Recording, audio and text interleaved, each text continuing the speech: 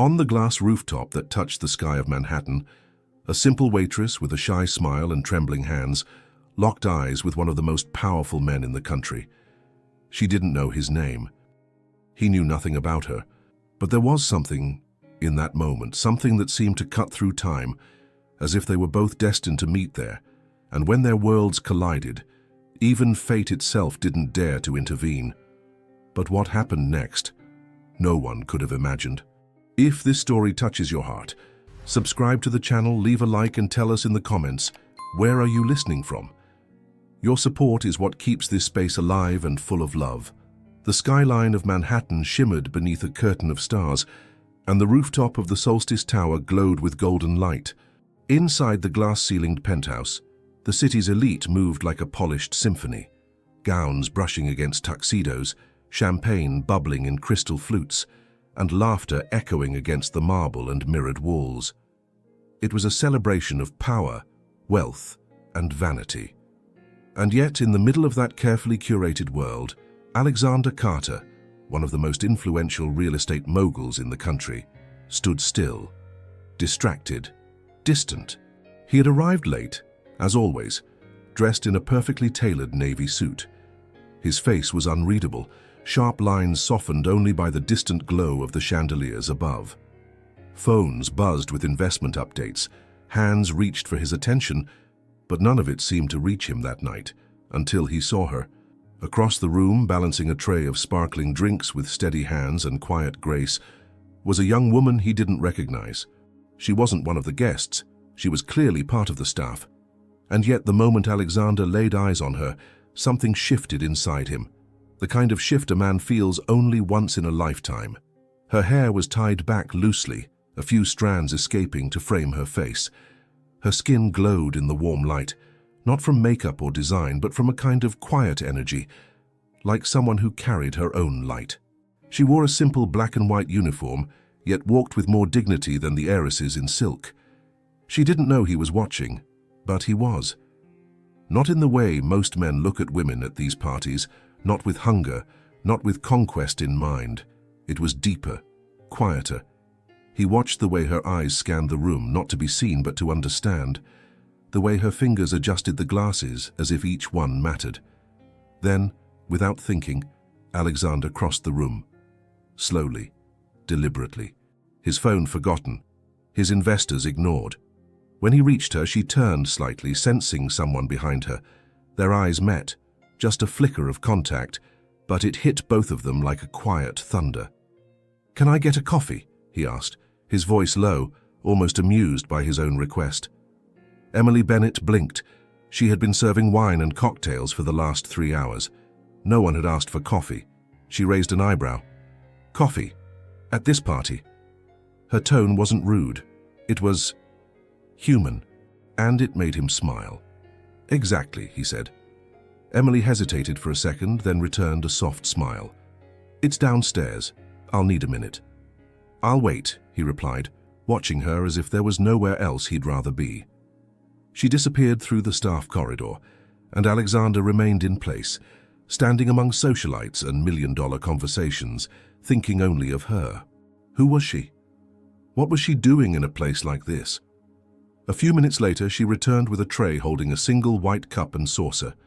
Steam rose gently from the top. Black. "No sugar," she said confidently as she handed it to him. He looked up, surprised. "How did you know?" "I guessed." Her eyes held his again, longer this time. No fear, no flirtation, just honesty. For a man used to being admired and feared, it was disarming. He took a sip and nodded. Perfect. She looked like she was about to say something, then stopped herself. "I'm Alexander, by the way," he said, offering a hand. "I know," she replied, shaking it carefully. "You're kind of hard to miss." "And you are?" "Emily." "Emily," he repeated, like he was tasting the name. Another silence followed, not awkward, but filled with invisible threads being woven between them. Her hand lingered in his just a fraction too long. "So what else do you do besides serve coffee in secret?" he asked, trying to extend the moment. "I'm a student, architecture, at City University," she answered without hesitation. Alexander raised an eyebrow. Architecture? That's unexpected. Why? She asked, half smiling. I don't know. Maybe because most people here wouldn't guess that the most grounded person in the room is also the one studying how to build things from the ground up. That made her laugh. A soft, real laugh that warmed something in his chest. He could feel it then, the pull, stronger now. He wanted to ask her more, about her classes, her dreams, her life. But before he could speak again, a supervisor from the catering company appeared nearby, signaling her discreetly. She turned back to Alexander. Duty calls. He nodded slowly, reluctant to see her go. Thank you for the coffee. She smiled. Any time. And with that she walked away, her steps light, her presence still lingering. Alexander remained rooted where he stood, still holding the cup. The city glowed beyond the glass walls, but all he saw was the girl who had just disappeared into the service corridor. He didn't know why. He couldn't explain it. But something about Emily Bennett had shaken the foundation of a man who had built empires. And in that moment, with the taste of black coffee still on his lips and her name echoing quietly in his mind, Alexander Carter knew one thing. This wasn't the end of that encounter. It was only the beginning. The next morning, Alexander Carter stood before the floor-to-ceiling windows of his Manhattan penthouse, a cup of untouched coffee cooling in his hand. Below him, the city moved like clockwork, horns, pedestrians, ambition. But inside his glass and marble fortress, everything was still. Too still. He had been awake since before sunrise. Sleep hadn't found him easily. His mind kept returning to one image, her, Emily Bennett. She had appeared like a whisper in a thunderous world, and somehow that whisper had left an echo. Alexander wasn't a man who got distracted, not easily. He dealt with numbers, contracts, steel beams, and skyline visions. Women came and went, beautiful, polished, predictable. Yet none of them had lingered like this. None had shifted something deep within his chest, the way she had, with a smile and a cup of coffee. He walked into the kitchen, placing the cold mug on the counter. The automatic blinds adjusted with the sun, but it felt meaningless. Everything around him was curated for elegance, designer chairs, priceless art, imported granite. But now, all of it felt excessive, superficial. He found himself searching for that feeling he'd had last night, the simplicity in her presence, the clarity in her voice, the warmth in her eyes that didn't beg to impress, only to exist truthfully. He opened his laptop and began searching. It didn't take long to find her. She had been registered with the catering agency for just under a year. Her name appeared on the roster as a temporary hire, but what caught his attention more was her second affiliation, City University, School of Architecture. He leaned back in his chair, letting out a slow breath. Of course. He remembered the way she had talked about space, about how people move through rooms. He'd heard the passion behind her words. It hadn't been rehearsed, it had been real. He closed the laptop and grabbed his coat. Alexander wasn't sure what he was doing, but he knew where he was going. The bell above the door chimed as he stepped into Books and Brew, a small cafe nestled between a laundromat and an old bookstore just blocks from the university campus. The place smelled of cinnamon, ground espresso and warm paper, a scent far more comforting than the sterile air of corporate boardrooms. He was overdressed for the environment, his tailored coat and Italian shoes out of place among the casual students hunched over laptops and dog-eared novels. But he didn't care. He scanned the room. And then he saw her. Emily was behind the counter, tying her apron with a pencil tucked behind one ear. She was laughing at something a co-worker had said, her posture relaxed, her presence grounded. She hadn't seen him yet. He stepped closer. When their eyes met, time hesitated again, just like it had at the party. She froze. Not from fear, from surprise. "Mr. Carter?" she said, straightening. "Alexander," he corrected gently, offering a smile. She blinked, clearly unsure if this was real. "What are you doing here?" she asked, lowering her voice. "I came for coffee," he said softly. "And maybe another conversation." Emily glanced around, slightly flustered. She wasn't embarrassed by his presence, only confused by it. "I'm not sure I'm allowed to—" "I won't keep you from your work," he said quickly, sensing her hesitation. "I just wanted to see if maybe you'd let me sit later after your shift." She looked at him for a long moment. Her guard wasn't up, but she was cautious.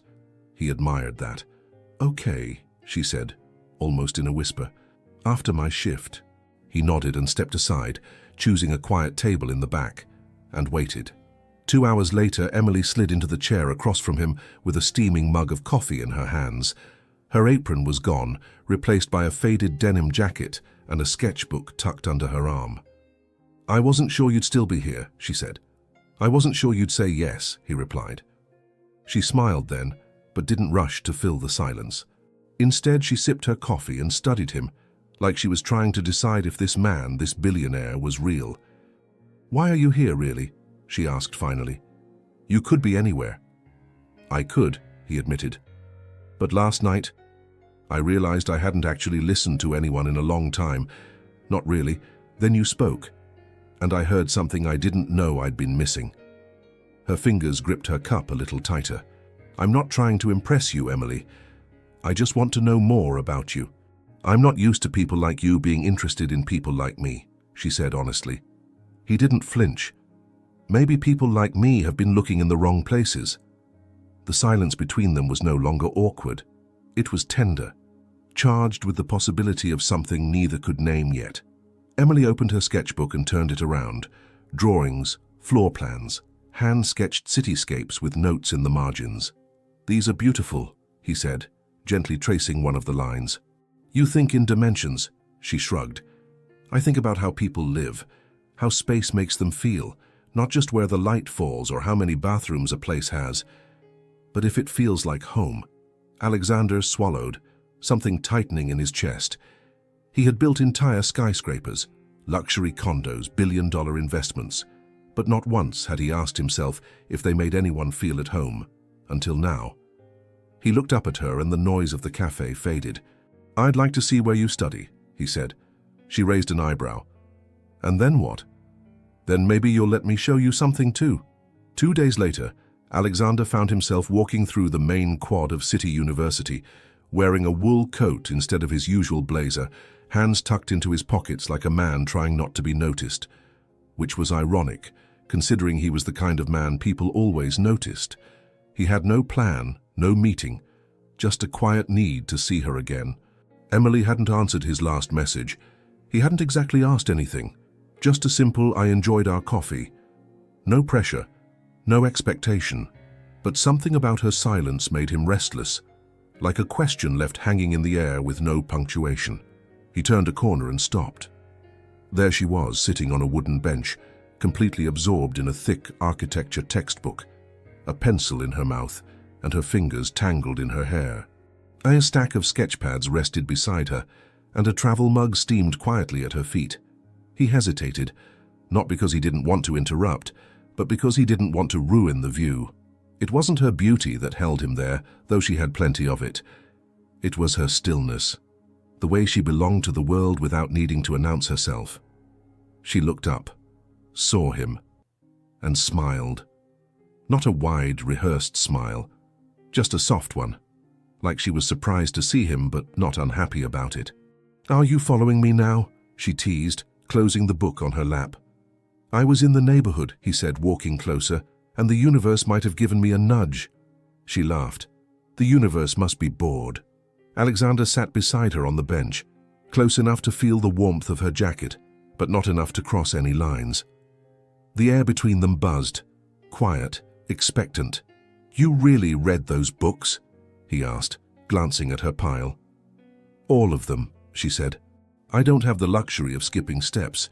If I want to build something real, I have to earn it." That answer hit him harder than it should have. He leaned back. "You know, I built my first development when I was 27. A tiny apartment complex in Brooklyn. Nothing glamorous, but it meant something back then. What changed?" He paused. "I did." She looked at him then, long enough for him to feel it in his bones. "Do you ever miss who you were?" she asked. Alexander turned his face toward the sky. "Sometimes I think he'd be disappointed in the man I became." "That's a heavy thought," she whispered. He looked at her. "What about you? What would the younger version of you say if she could see you now?" Emily smiled softly. "She'd say, 'We made it further than we thought,' and then she'd probably scold me for still being scared of success." They sat in silence. Not awkward, just deep. Then he gestured toward the sketch pad beside her. "Can I?" She nodded. He opened it and flipped through a series of drawings, hand-drawn floor plans, elevation studies, light behavior patterns, shaded renderings of community spaces. Nothing flashy, everything functional, human, alive. "Why architecture?" he asked. Emily tucked her hair behind her ear. "Because buildings hold stories, and because most people spend their whole lives walking through spaces designed by people who never knew them. I want to change that. I want to build things that make people feel safe, seen, belonging." Alexander closed the pad carefully. He couldn't remember the last time someone talked about design with that much soul. "You don't know how rare that is," he said. Emily sipped her coffee, her eyes never leaving his. "I think you do. You just forgot." The words landed with precision. They sat quietly again until a gust of wind blew a few leaves across their feet. She shivered slightly, and Alexander, without thinking, removed his coat and placed it over her shoulders. "I'm fine," she said, smiling. "I know," he replied, "but maybe I'm not." She looked at him, puzzled. "Maybe I need to do something good today," he added softly. Emily didn't give the coat back. She just adjusted it and looked away, her cheeks tinged with warmth. After a while, she spoke again. "Why me?" He turned his head. "What do you mean? You could have anyone. Models, executives, women who understand your world. Why are you here sitting on a bench with a girl who still borrows textbooks from the library?" Alexander searched for the right answer. "I think because you remind me of something I lost, and maybe I'm hoping you'll help me find it again." She didn't speak, but her eyes shimmered slightly. And for Alexander, that was enough. He reached into his coat, now around her shoulders, and pulled out a folded piece of paper. "I have a property just outside the city. I'm building something there. I'd like your opinion. Nothing formal, just your thoughts." She took the paper, read the address, looked at him. "You want my opinion?" "I trust your eyes more than I trust my architects," he said. Emily nodded slowly. "Okay. When? Saturday?" She looked at the schedule on her phone. "I finish work at noon." "I'll pick you up." She hesitated. "No, I'll meet you there. I like arriving on my own terms." Alexander smiled. "Of course you do." Saturday arrived wrapped in a crisp autumn breeze. The air was clear, the sky a delicate shade of grey-blue, and the world seemed quieter than usual, as if even the city was holding its breath. Emily Bennett stood in front of the gated entrance to Greenwich Heights, holding a messenger bag and clutching a sketchbook against her chest. Her sneakers tapped nervously on the pavement as she looked up at the sleek, modern sign engraved in silver. It shimmered like something from another universe. This wasn't her world, not even close. But she had agreed to meet Alexander here, not out of curiosity, but out of something more dangerous. Interest. It wasn't just about the invitation. It was the way he had looked at her when he asked, like her opinion mattered, like he saw her. Not as a project, not as a woman to be impressed or won over, but as someone whose perspective could alter his own. That thought alone made her breath catch. The security guard at the gate stepped forward. "Miss Bennett?" She nodded. "You're expected. Follow the private path. Mr. Carter is on site." She walked through the gate, past manicured hedges and tall pines. The pathway twisted gently around a slope until she saw it. A glass-walled structure rising from the landscape like a polished stone, surrounded by open green spaces, still under construction. Architects in hard hats moved like ants across the property, and in the distance, standing near a scaffold, was Alexander. He wasn't in a suit. That surprised her. He wore a charcoal jacket over a simple sweater, sleeves pushed up, brown boots in the dust. He looked approachable, more man than mogul. When he saw her, his entire expression shifted, not with pride or ego, but with something softer, relief. "You came," he said. I said I would, she replied, trying not to sound nervous. I wasn't sure. I'm not easily scared, she said. He smiled. I'm learning that. She followed him as he led her toward the heart of the construction site. The unfinished structure rose before them, all clean lines, oversized windows, and expensive materials. It was breathtaking and completely out of touch with reality. At least, her reality. What do you think? He asked genuinely. Emily scanned the space, the proportions, the angles, the orientation of the rooms in relation to the sun. She didn't rush. She walked in silence for several minutes, letting her fingers run along the rough edges of cement walls and steel frames. Then she turned to him. It's beautiful, she began. But, he prompted. She hesitated. But it feels like a showroom, not a home. It's a place people would visit and admire, but not one where they'd live, or heal, or belong. Alexander was quiet. He wasn't offended. He looked intrigued. What would you change? He asked. She pulled out her sketchbook and, kneeling near a flat surface, began to redraw the floor plan in her own lines, simplifying spaces, opening certain angles, shifting others to let in more light or create small moments of intimacy. She explained as she drew, her voice growing more confident with each suggestion. He crouched beside her, watching, not interrupting. You see things differently, he said. No, she replied. I just see the people who might live here. When she finished, he sat back and stared at the sketch. Then he looked at her. You should be designing projects like this, he said. She shrugged. Maybe one day. No, he said firmly. Soon. They stood again, the paper between them like a quiet offering. I brought you here because I wanted your eyes, he said, but now I'm wondering if what I really needed was your heart. The words hung in the air. She looked away, unsettled by the weight of his gaze. I should go, she said quietly, closing her sketchbook. Let me walk you to your car. I took the train. I'll drive you, he offered. She shook her head.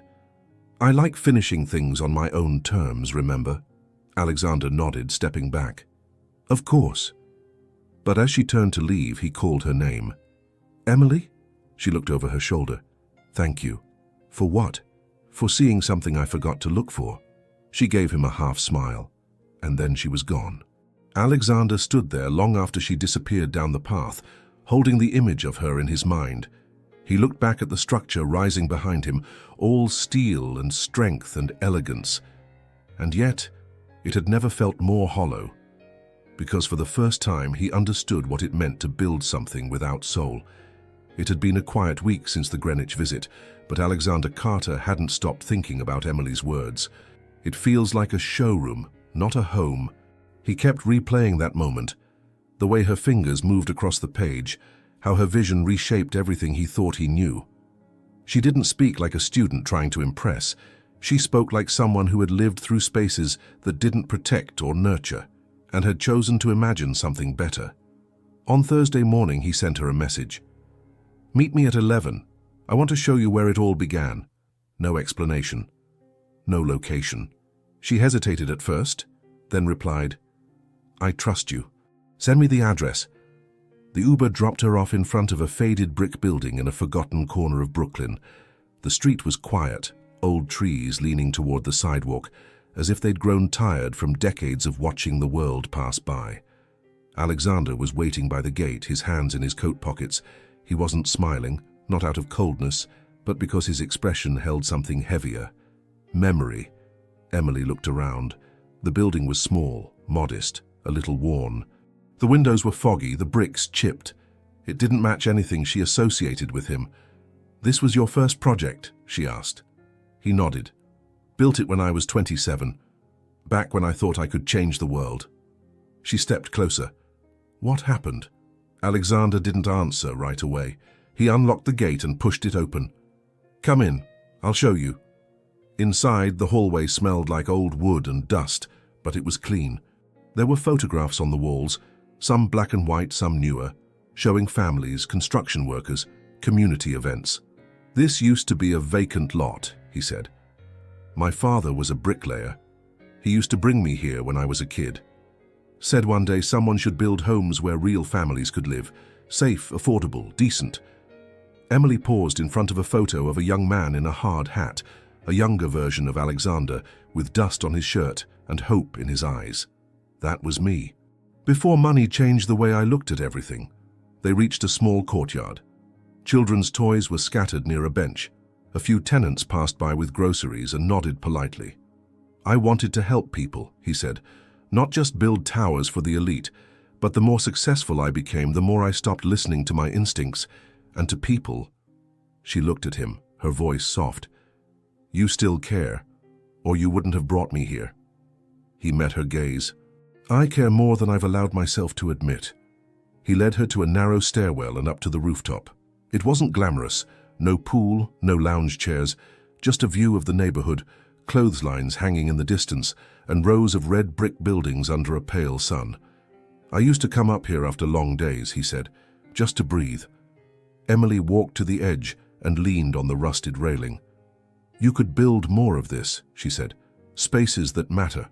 That's why I brought you here, he replied, to remember and to ask you something. She turned. Would you help me build again? Something with meaning, from scratch, not just designs or ideas, but your vision, your heart. Emily's breath caught. Are you offering me a job? She asked carefully. I'm offering you purpose, he said, inside my company, by my side. She looked out at the neighborhood again. I don't need a savior, Alexander. I know, he said. That's not what this is. You don't need me, but maybe I need you. The words surprised even him. They stood in silence for a moment, the wind gently pulling at her hair, the city murmuring below them. Then she spoke, her voice steady. I'll think about it. He nodded, respecting her space. As they descended the stairs, Emily ran her fingers along the worn wall. She stopped at another photo, this one of a man in dusty clothes, arms around a boy with dark eyes and a fierce jawline. Your father? Alexander smiled faintly. He never wore a suit, but he built more than I ever did. She turned to him. Then let's build something he'd be proud of. They left the building and walked together down the street, passing a mural painted by local children, faded but vibrant. I used to think legacy meant skyscrapers, he said. Now I wonder if it's something much quieter. Legacy is how people remember how you made them feel, Emily said. He looked at her, and in that moment, he realized she was no longer just someone he had met by accident. She was becoming the mirror through which he saw the man he once was, and the man he could be again.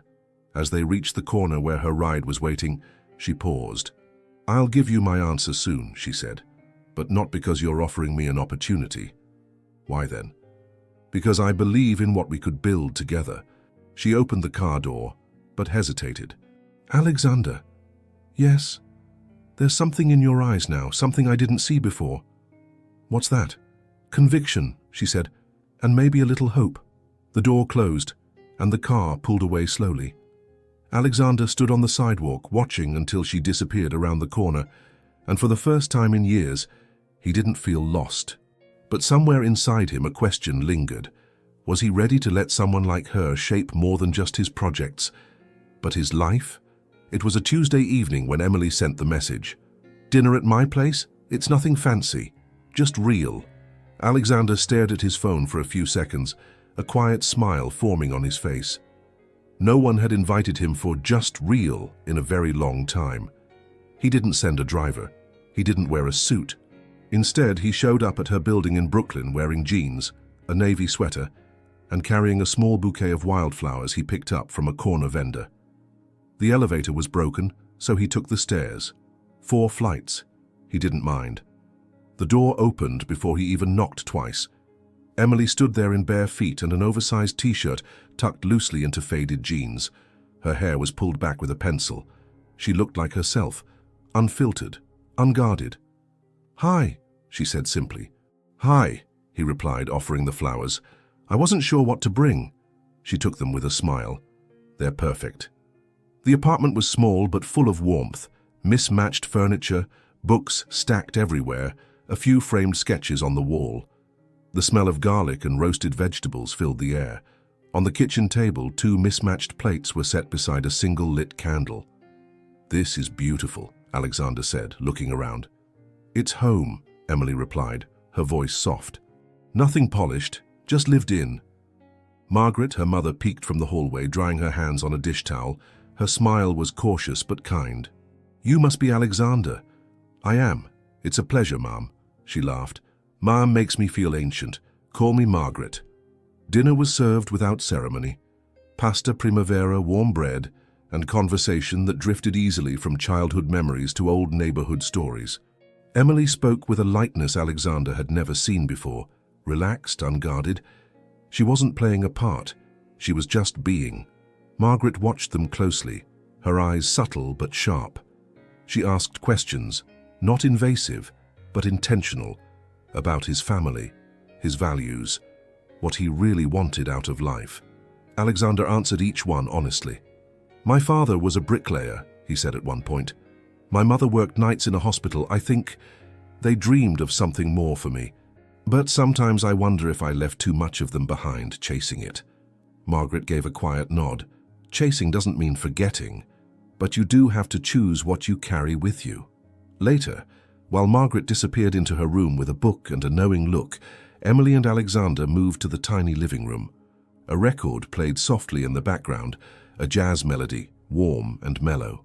They sat on the old couch, shoulders nearly touching, the air between them filled with something electric and silent. "Thank you for this," he said. "For what?" "For letting me see your world." Emily tilted her head. "It's just a small apartment." "No," he replied. "It's a place with love in the walls." She smiled, but something in her eyes grew distant. "I always wanted to offer my mom more," she whispered. "She gave up so much for me. And this life, it's been hard." Alexander turned to face her. "She raised a woman who dreams with both feet on the ground. That's more than most." Silence settled over them again, not awkward, but heavy with awareness. Then, unexpectedly, the lights flickered and went out. Emily sighed. "It happens. The breaker's old, give it a second." But the room stayed dim. Alexander reached for his phone to use the flashlight, but Emily touched his hand. "Wait," she said. "Sometimes it's nice to sit in the dark." He paused, then turned the phone face down. So they sat, side by side, breathing in the hush. The only light came from the flickering candle on the table, still glowing like a heartbeat. In the dark, without pretense or polish, something shifted. Alexander turned slightly toward her. "Can I ask you something?" "Of course." "Why me?" She didn't answer right away. "Because you stopped looking at me like I was someone you needed to fix," she finally said, and started listening. His throat tightened. "And you?" she asked. "Why me?" He hesitated. "Because every time I walk away from you, I start questioning everything I thought was true." The silence grew louder. Then, almost shyly, her hand found his. No words, just skin to skin, warm and tentative. They stayed that way until the power came back on, the light above them buzzing back to life. But neither of them moved. "I should probably go," Alexander whispered. "You could stay a little longer," she said without looking at him. So he did. They didn't kiss. Not that night. But something deeper happened, a promise built in silence, stronger than anything physical. When he finally stood to leave, she walked him to the door. "Good night, Alexander," she said softly. He paused in the doorway. "I haven't felt this at peace in a very long time," he admitted. Emily nodded, her eyes steady. "You're welcome here. Anytime." He left with the scent of garlic and lavender still clinging to his sweater, and the warmth of her hand still ghosting across his palm. But as he walked down those 4 flights of stairs, a quiet thought tugged at the edge of his heart.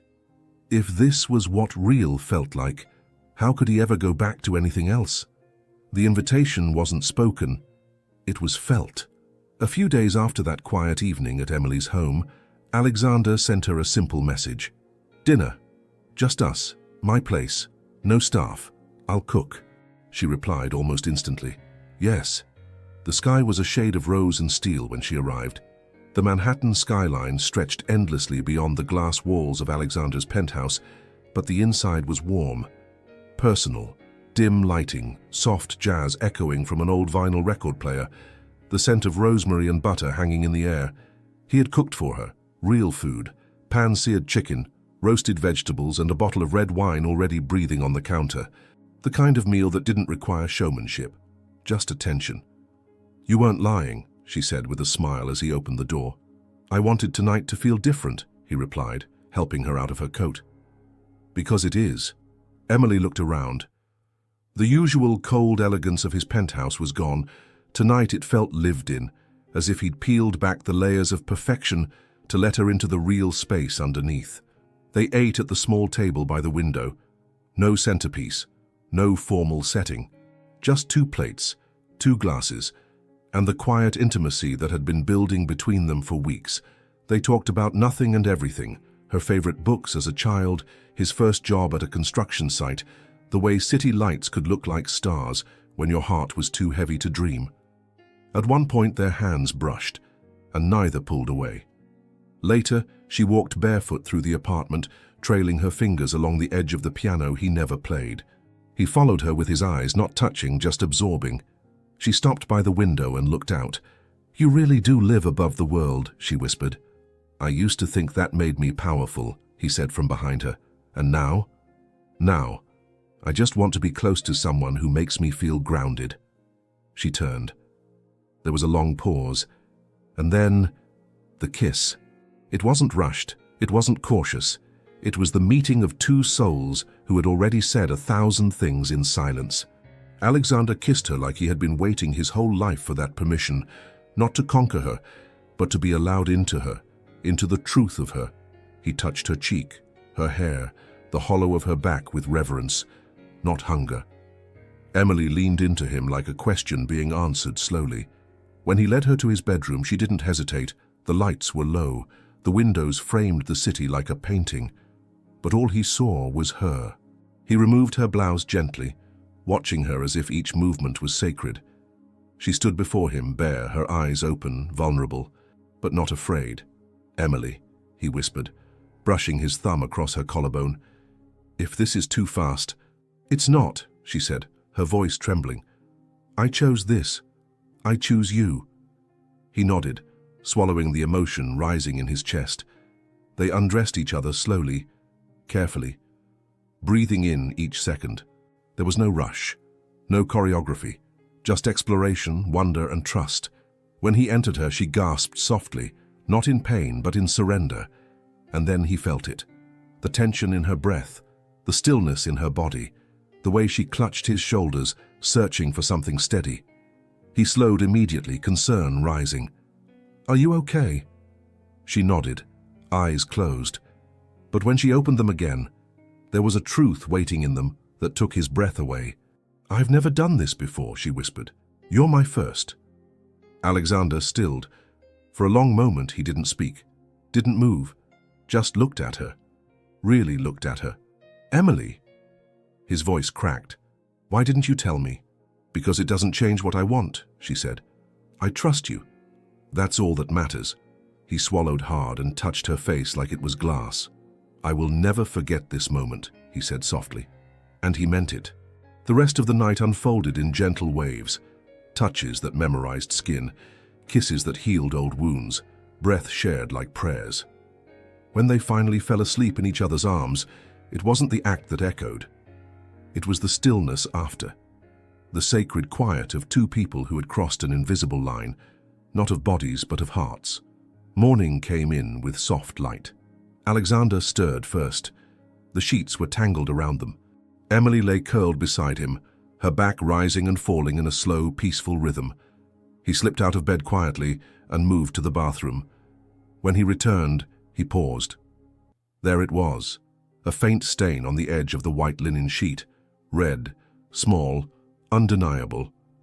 He stood still. It wasn't shock, it was reverence. He sat on the edge of the bed, his fingers grazing the fabric. The weight of what she had given him, not just her body, but her trust, her first time, her vulnerability, filled his chest like a flood. He looked at her, still sleeping, and in that moment, he knew. He had fallen in love. Not the kind that arrives in grand gestures or declarations, but the kind that builds quietly, through truth and time, through dinner at her place, through sketches on rooftops, through silence on broken couches. She stirred. "Morning," she mumbled, still half asleep. He leaned down, kissed her forehead. "Good morning, love." Emily opened her eyes, immediately searching his expression, as if part of her feared he would change now. But all she saw was awe. "You okay?" she asked. He nodded, then whispered, "You gave me something sacred last night." She blushed, pulling the sheet closer. "I gave it to the only person I've ever wanted to give it to."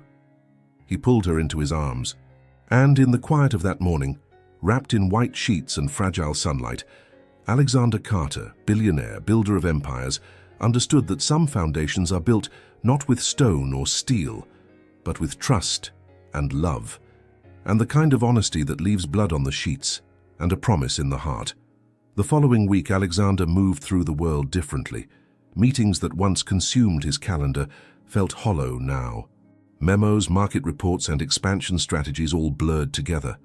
Background noise behind the clarity that had settled inside him after that night with Emily. It hadn't been about the sex. It had been about what it meant to be trusted, to be chosen, to be seen in his most human form, and still be held. He carried her silence with him, the way she had whispered, "I trust you," and meant it. It echoed louder than any boardroom applause he'd ever received. That Monday morning, as he sat in the private conference room of Carter Realty's executive floor, something shifted. He looked around the table, wealthy men and women in expensive suits, eyes gleaming with ambition. They were discussing a new skyscraper project in Dubai. Profits were projected in 9 figures. Renderings filled the screen. It was sleek, cold, monumental. He leaned back in his chair, folded his arms, and listened, until he couldn't. "What if we didn't do this one?" he asked suddenly. The room fell silent. "I'm sorry," one of the partners asked, confused. "What if, instead of another monument, we invested in something that could change lives? Community housing, inner city schools, infrastructure in underserved neighborhoods." Blank stares, raised eyebrows. "You want to abandon a record-breaking tower to build charity housing?" Someone scoffed. Alexander turned toward the window. Below, the city pulsed. Millions of lives. Real people, not statistics. "I want to build things with soul," he said quietly. "I think we've forgotten how to do that." Brian, his assistant, sat straighter, his eyes flicking toward Alexander with surprise, and maybe something like admiration. The conversation that followed was tense, skeptical, defensive, but Alexander didn't back down. For the first time in years, he didn't feel the need to convince anyone. He had already made up his mind. That afternoon, he visited a community center in Queens where his father used to volunteer. The building was falling apart. Chipped paint, broken plumbing, not enough heat. But the laughter of children echoed through its halls like music.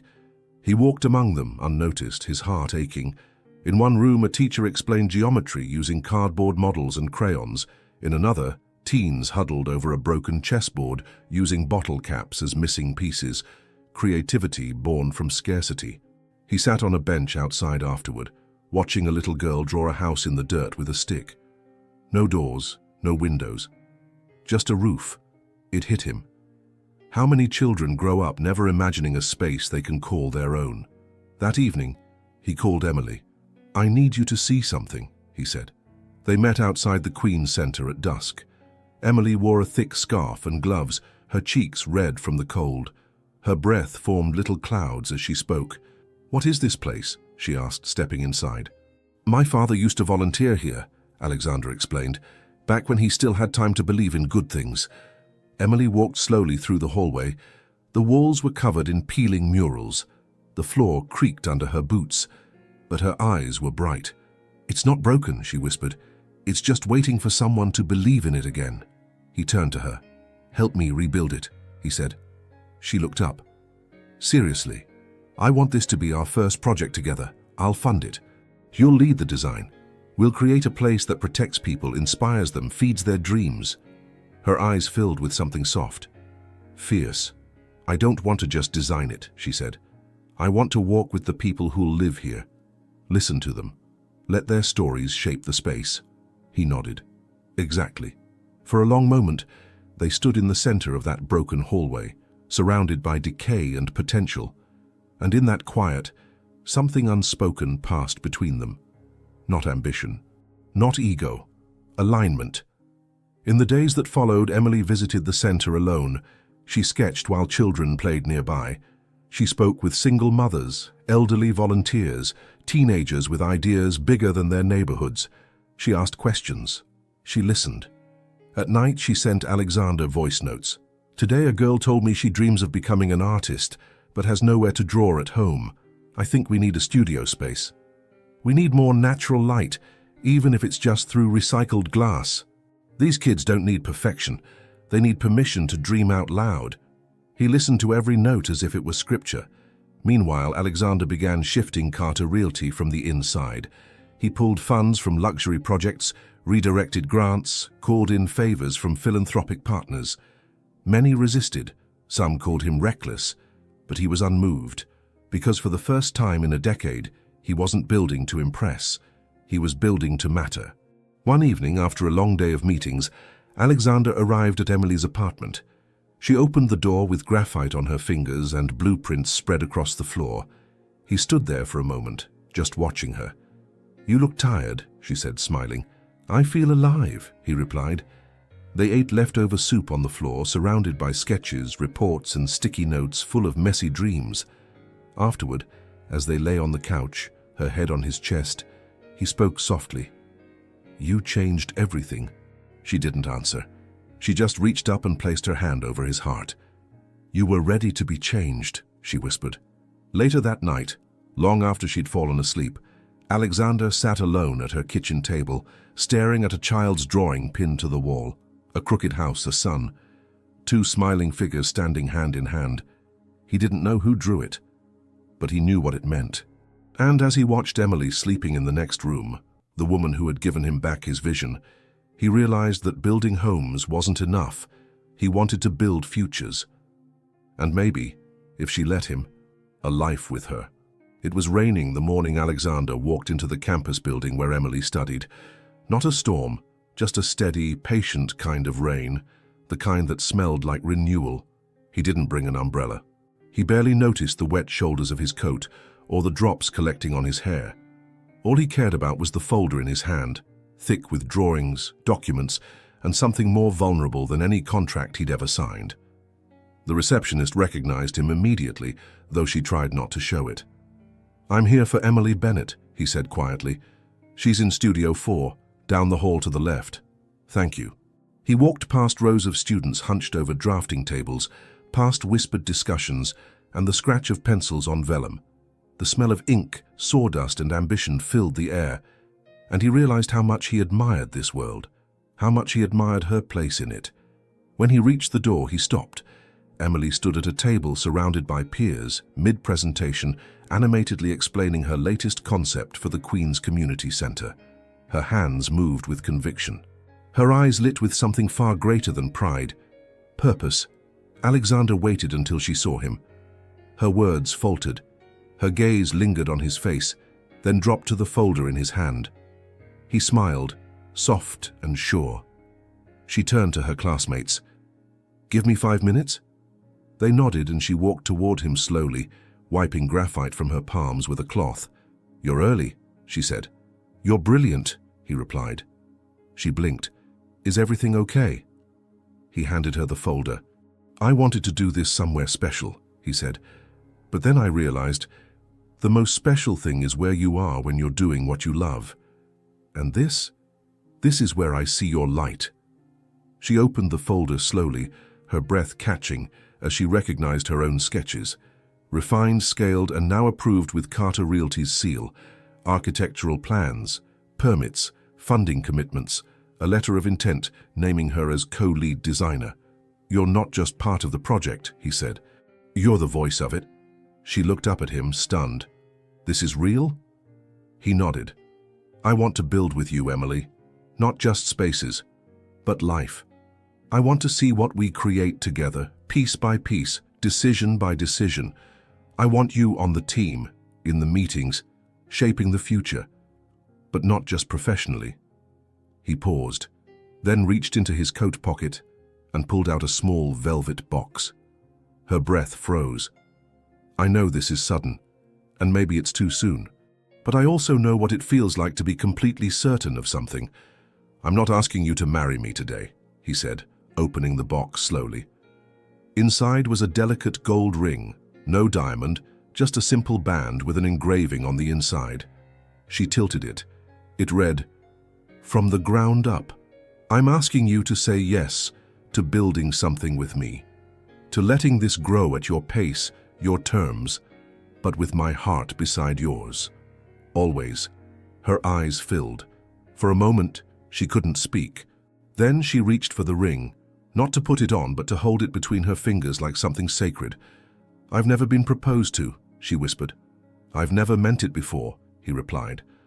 A long silence passed. Then she nodded.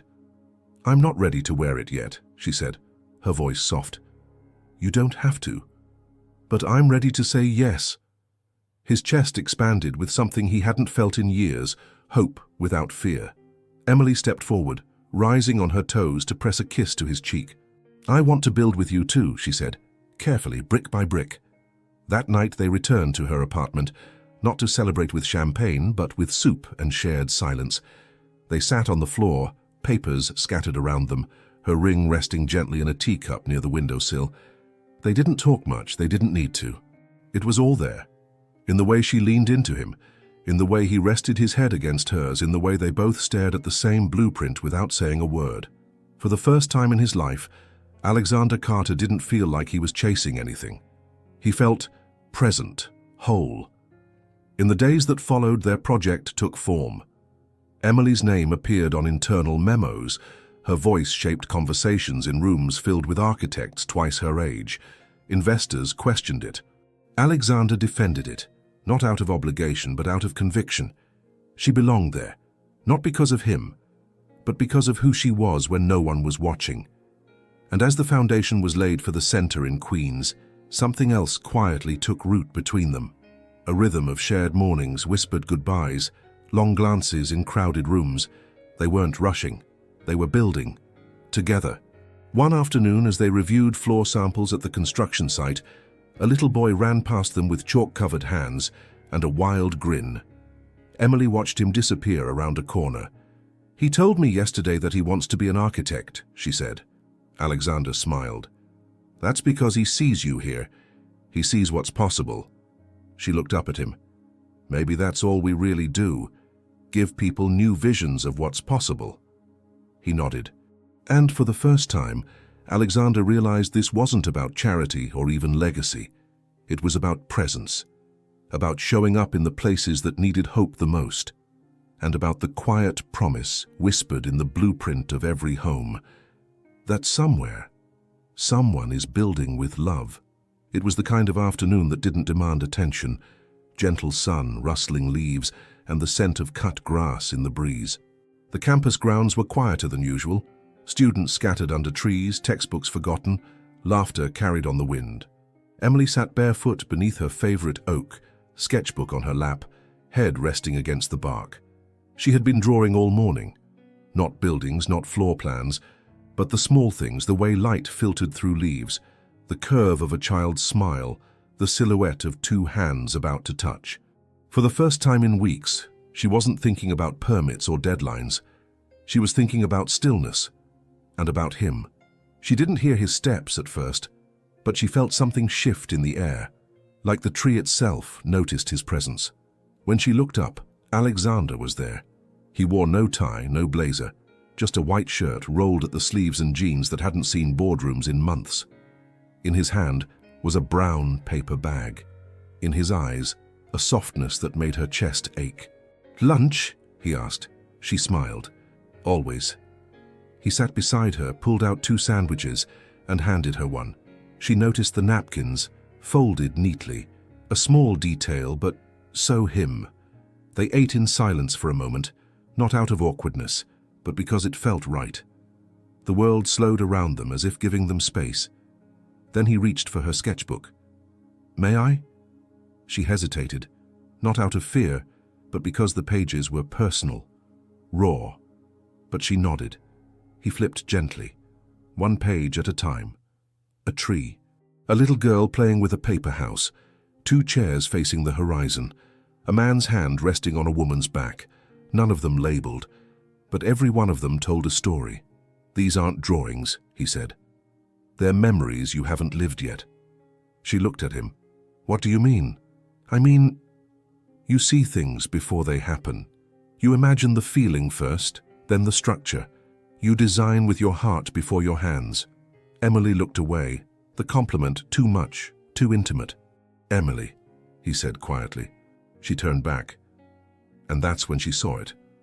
He was holding the ring, not in a box this time, just resting on his open palm like a question that had been waiting for the right silence.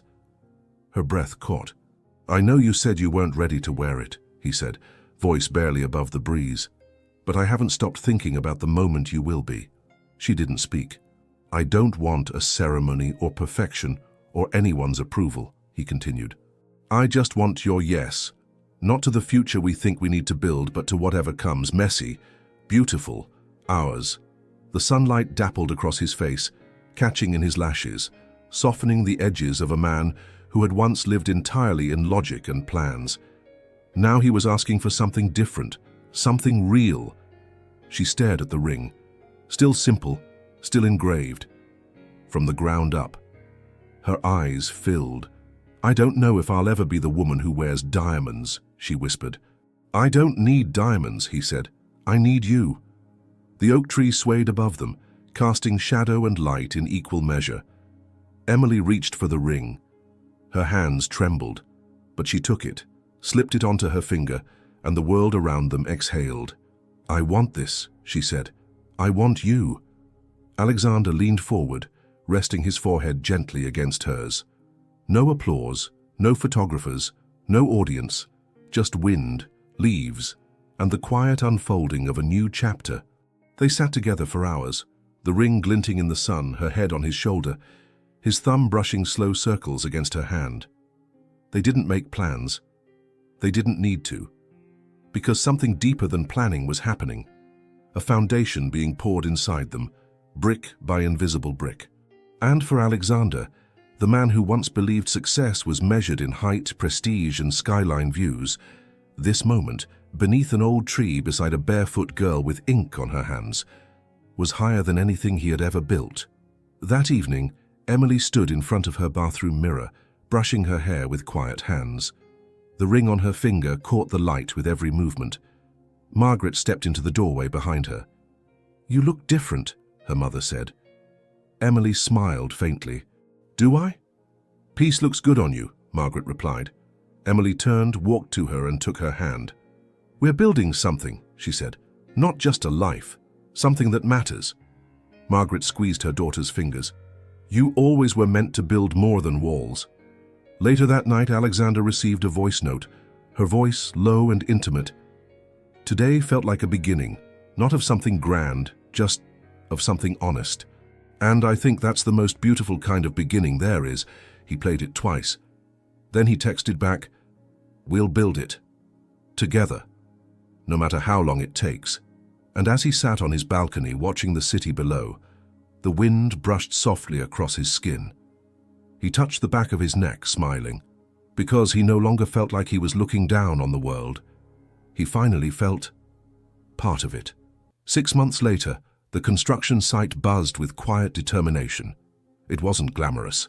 There were no glossy magazine covers or champagne toasts, just sweat, hard hats, and the sound of saws and laughter mixing with the hum of progress. Yet in that space, raw and rising, a new kind of beauty was being born. The Hope Residence Project, a community complex designed by Emily Bennett, funded by Alexander Carter, but built by many hands, with stories etched into every wall. Alexander stood near the entrance, his sleeves rolled to the elbows, boots caked with dust. He held a clipboard he hadn't looked at in 20 minutes. His eyes were elsewhere, on Emily standing under the frame of what would soon be the library, speaking with a group of volunteers and sketching something in the air with her hands. She wasn't wearing makeup. Her hair was in a messy bun, but to him, she was radiant. She moved with purpose, not like someone trying to prove herself, but someone simply living what she believed. Alexander had built towers, But nothing had ever felt as solid as this. He walked toward her, and when she turned, her entire face softened. "You okay?" she asked, brushing a streak of dust from his cheek. "Better than okay," he said. "This feels right." She nodded, then handed him a folded piece of paper. "What's this?" "A new idea for the central courtyard," she said. "I was thinking, instead of polished stone and symmetry, we could build a mosaic, made from donated tiles, each one placed by someone who'll live here." He unfolded the paper. The sketch was simple, imperfect, beautiful. "That's brilliant," he whispered. She smiled, then leaned in and kissed the corner of his mouth. Not a performance, just a rhythm now, the way they moved through life, side by side.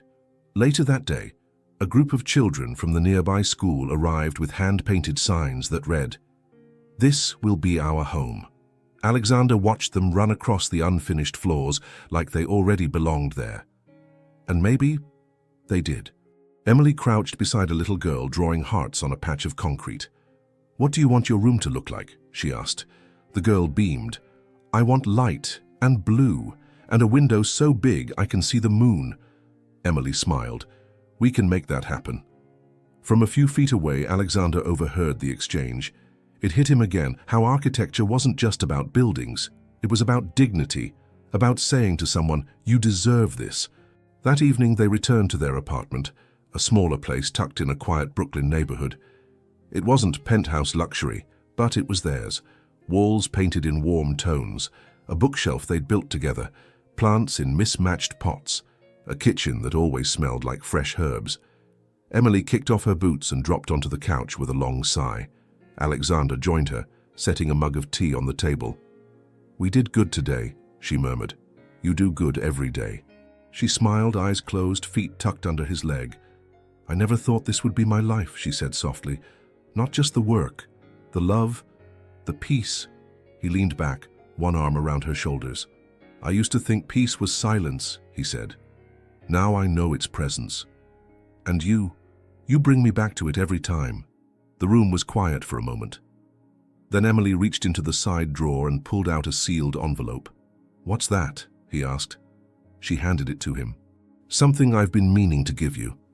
He opened it slowly. Inside was a sketch, not of a building, but of a future. A home, not grand, not modern, just warm. The kind of place children might draw, the kind of place people return to. Alexander stared at it. "I want this," she said. "Someday. With you." His voice caught in his throat. He looked at her, completely undone. "You already have me." As the night deepened, they lay together in bed, fingers intertwined, her head resting on his chest. "I think we're just getting started," she whispered. He kissed the top of her head. "I hope we never finish," he whispered back. The next morning, at the Hope residence site, the foundation crew began laying bricks for the outer walls. Volunteers arrived early, carrying boxes of supplies. A new sign had been posted, "Welcome to the future you deserve." Emily stood beside it, a hand on her belly.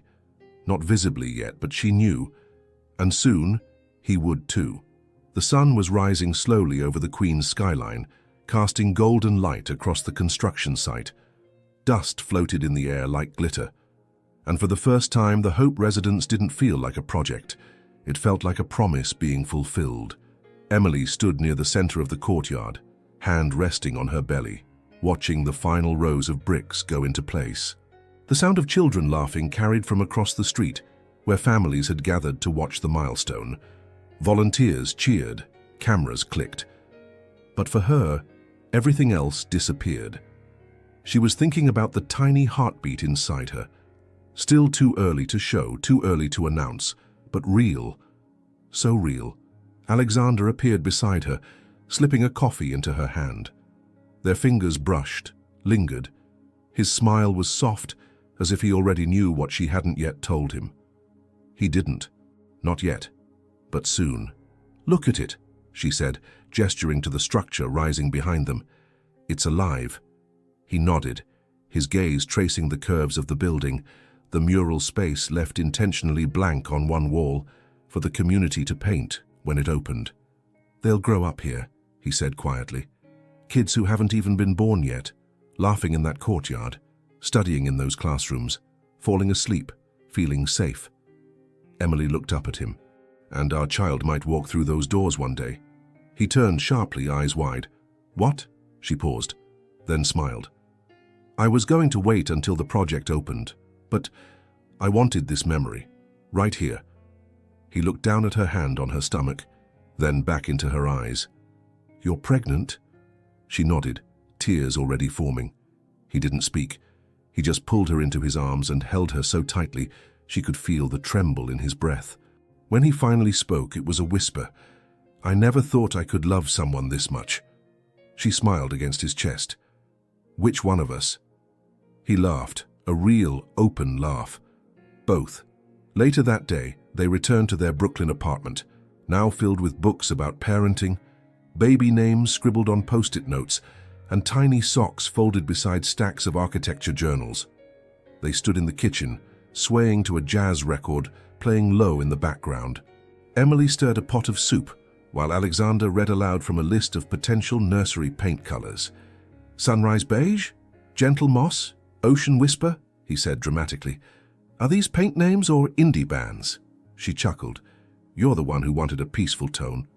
I just don't want our child growing up thinking their wall is named after salad. She bumped his hip with hers. Fine.